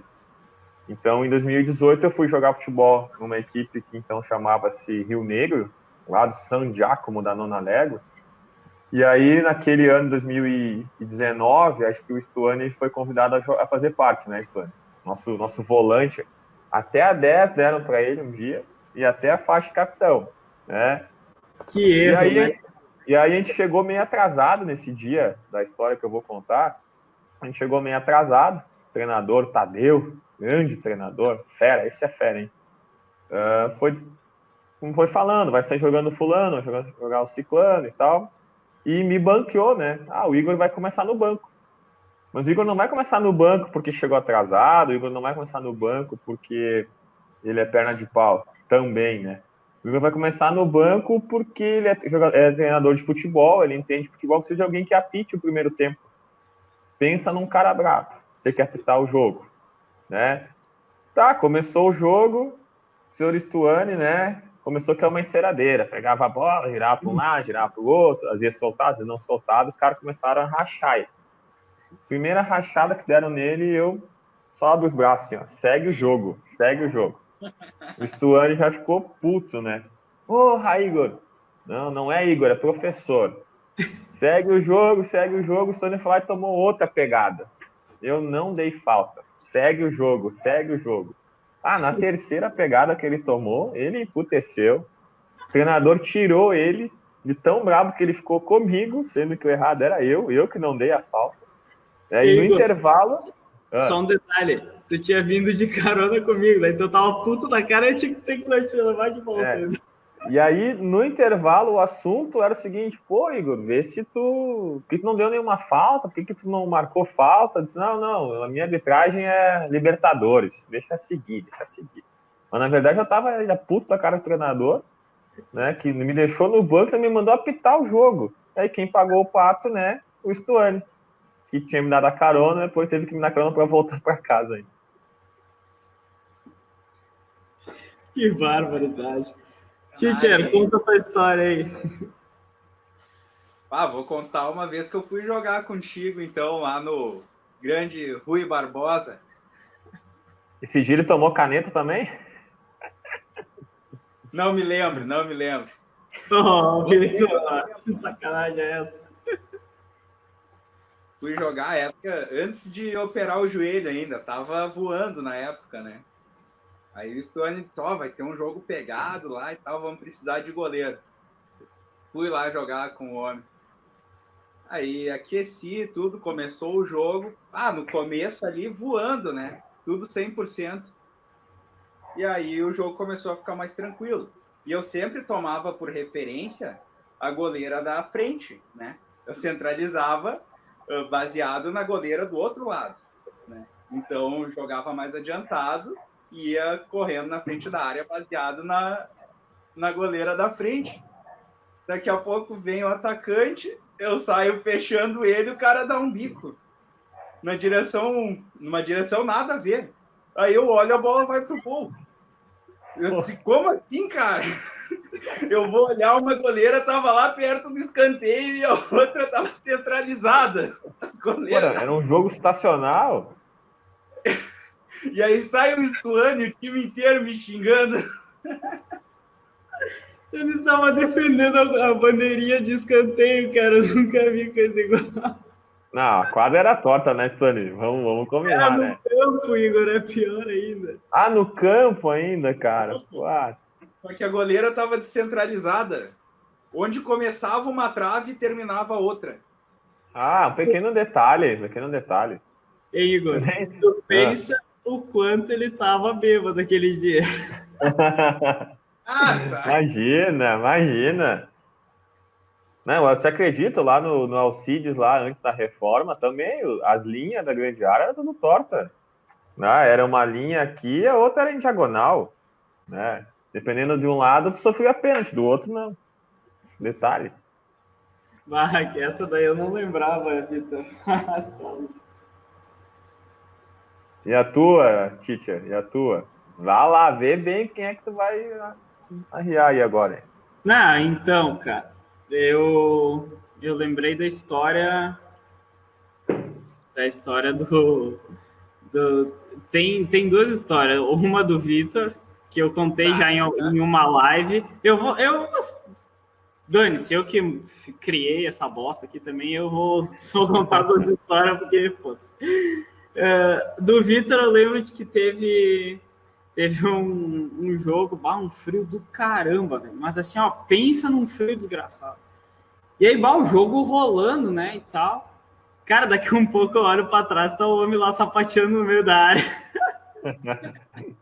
Tipo assim, o jogo rolando, o cara aqui dançando, parecia que tava no Enarte.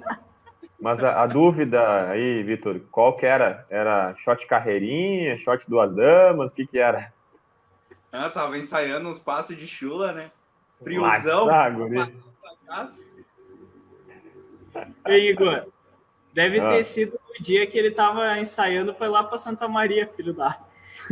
Vai se catar aquela viagem lá. Nossa Senhora. Fez nós passar por uma ponte lá, que ainda bem que não caiu aquela ponte, a gente nem tava aqui mais. São Cepé, acho. Sei lá, né, que é. E aí, justamente, essa é a história com o Igor, né? Porque aí a gente tinha largado o abençoado lá em Santa Maria, fizemos umas voltas do caramba. O motorista se perdeu na rota, eu nunca vi o cara conseguir se perder numa rotatória, cara. Impressionante. E aí tinha o Maurício, que era o 98. Maurício louco. Louco da vida, né? E eu vi que ele ficava brincando de botar a cabeça para fora do ônibus. Aí daqui um pouco saiu ele correndo lá do fundo do ônibus, né? Igor! Aí o Igor tava quase dormindo lá na frente já, né? Aí ele, o que foi, Maurício? Igor, botei a cabeça para fora, o boné voou. Quer que eu faça o quê? Para o ônibus. Não vou parar o ônibus. Mas como assim? O boné é novo, Igor. O que eu vou falar para minha mãe? Falta botar a cabeça para fora do ônibus, seu boné voou. Volta o Maurício disputando os bancos. Pé da vida. Nossa, ele fazer o quê, né? Ele saiu socando todos os bancos e começou a chorar e gritar lá, e nós dava risada na cara dele. Esse aí o Itaqui fala que pagou os pecados, né? Se tornou um cara mais paciente, né? Depois de trabalhar com o Maurício, que ô guri louco, cara. Ele conseguiu uma vez no aquecimento machucar um cara no bobinho. Lembra dessa? No bobinho, rasgou a canela de alguém, não lembro quem foi. Machucou o cara no aquecimento. Eu não tenho certeza se foi ele que... Aquela história lá do impedimento, que ele rolou a bola pra frente. Não sei se foi ele. Não sei se vocês lembram dessa aí. Não lembro. Teve um jogo lá na Seara, lá ainda. Lá. E aí foi impedimento a nosso favor. Olha só, impedimento a nosso favor. E o abençoado foi lá cobrar o impedimento, ao invés de deixar para o goleiro cobrar, né? O que o goleiro faria? Pegaria a bola na mão, né? O Vitor da experiência vai dizer, vai rolar a bola para frente, né? Não vai cobrar o impedimento exatamente onde ocorreu o impedimento. Joga a bola para frente para ganhar campo. E a gente gritou para ele, joga a bola para frente, joga a bola para frente. O que o cara fez? Deu um bico na bola. Quando deu o bico na bola, jogo contra a Pafute, os caras da Pafute pegaram a bola e fizeram o gol. E aí, por que fizeram o gol? Porque ele chutou com o pé a bola, ou seja, ele reiniciou a partida. Mas tá louco, nós queríamos matar esse Maurício, cara. Eu queria matar ele. Cara, nunca mais tu me cobra falta. Deixa para qualquer outro cobrar, mas tu não cobra falta. E essa do boné, sim, essa ali queria a minha cabeça. Mas fazer o quê, cara? Era 9 horas da noite, 10 horas da noite, no meio da estrada. Às 2 horas da manhã, nós já tinha deixado o Vitor já. E aí tu voltar... Quantos quilômetros? Tu tava... Ainda, né? Então era umas 10h30, 11 horas. Daí voltar... lá, 500 metros, 1 quilômetro para achar um boné. Para. Tá louco, né? E o Itaqui só me olhou assim... Tu que sabe, Titia. Tu que sabe. Pessoal, o pessoal que está acompanhando nós até agora, cara, já são 11h20 da noite, então queria agradecer a todo mundo que ficou até o final com nós. Dizer que foi muito bacana. Primeiro projeto, né? Hoje a gente teria a live com o Matheus Krauschenberg, o Krausch, que é bem mais fácil de falar. Mas infelizmente, por questão de agenda, ele não conseguiu, mas a gente já tinha esse planejamento, a gente já tinha conversado para fazer. Então foi um momento oportuno para a gente realizar a live. Deixem nos comentários se vocês gostaram do formato, o que vocês sugerem de melhorias e tal. A gente está sempre aberto a trocar ideia. Eu queria agradecer. Fala que nem o Gaudêncio. Deixa nos comentários aí, o que for bom a gente vai curtir, vai fazer, o que a gente não gostar a gente apaga. Não tem problema. Mais ou menos isso. Então eu queria agradecer vocês que ficaram até agora para acompanhar a gente. Agradecer ao Igor pela participação, por disponibilizar esse tempo para trocar uma ideia com nós aí. Agradecer ao Vitor também por estar... fez uma correria para conseguir chegar a tempo, né? A gente até atrasou um pouquinho a live para que desse tudo certo, ele pudesse participar, então foi muito bom. Agradeço demais a vocês foram os caras que lá na frente, quando eu precisei dar o início no Papo Reto, vocês me deram apoio, e hoje, graças a Deus, nessa nova trajetória, nesse novo projeto que eu venho desenvolvendo aí, vocês também me deram apoio, então é muito bom para mim e eu agradeço bastante a vocês. Considerações finais de cada um aí. Só pelo 2 e o nome Bola Quadrada aí, eu tenho uma sugestão aí para a sequência. A gente abrir para o pessoal mandar uns vídeos aí de alguns lances Bola Quadrada, para a gente dar um pouco de risada também. Boa, gostei. Mas agradecer de novo o convite, né? Dessa vez acho que tu gravou, vai dar para repostar. Tu aprendeu já a mexer com as modernidades aí, né? Não, mas só agradecer aí e agora foco total no jogo de domingo, né? Domingo vamos para dentro dos caras, né, seu Stone? Vamos brocar os caras. Eu, então, só agradecer o convite também, meio na correria ali, mas, cara, muito feliz pelo convite aí, por ter lembrado. Sabe que qualquer coisa que precisar aí, Igor, Stuane são irmãos aí que o futebol me deu e que, cara, quero levar pro resto da vida aí. E no mais é isso, cara. Vamos atropelar os malandros, que eu diria o Fredricão. Certo, pessoal? Então, uma boa noite, um bom fim de semana a todos. Lembrando, semana que vem volta o Papo Reto, tá? Às 9 horas da noite, a entrevista com o Matheus Krausch, certo? Atleta profissional que está jogando em Portugal agora. Então, se vocês tiverem vídeos fazendo suas bolas quadradas aí, mandem para nós que a gente vai organizar e vai colocar no próximo, certo? Bom fim de semana a todos. Fiquem com Deus e até semana que vem. Abraço.